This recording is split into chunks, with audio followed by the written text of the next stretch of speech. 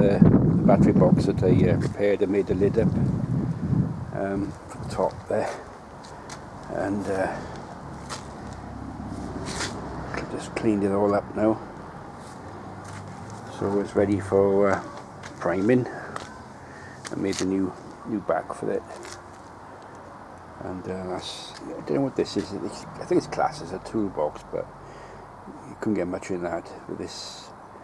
Also was the levers for the loader. There was bolts there, there's bolt holes. These the levers are attached to that.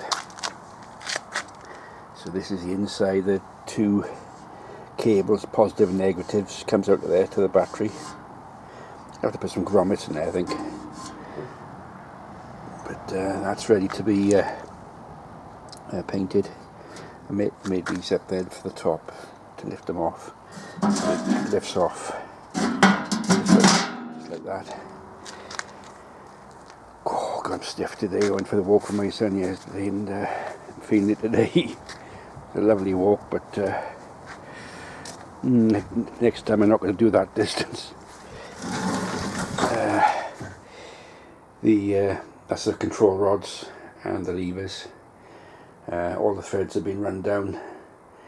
It's been sprayed in the final colour, and they got copper slip on all the joints, all the threads.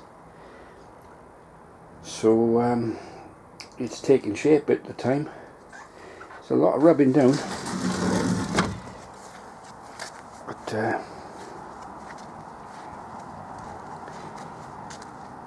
yeah, they've got a few more covers to do and one more battery box. It's not so extensive repairs as this one had to have, but I'll do that tomorrow now. So just needs, wish I had some undercoat here, but I'm going to wait today and see if it comes tomorrow, and I'll put some undercoat on that, and they'll both be painted the final yellow before they fit it to the machine.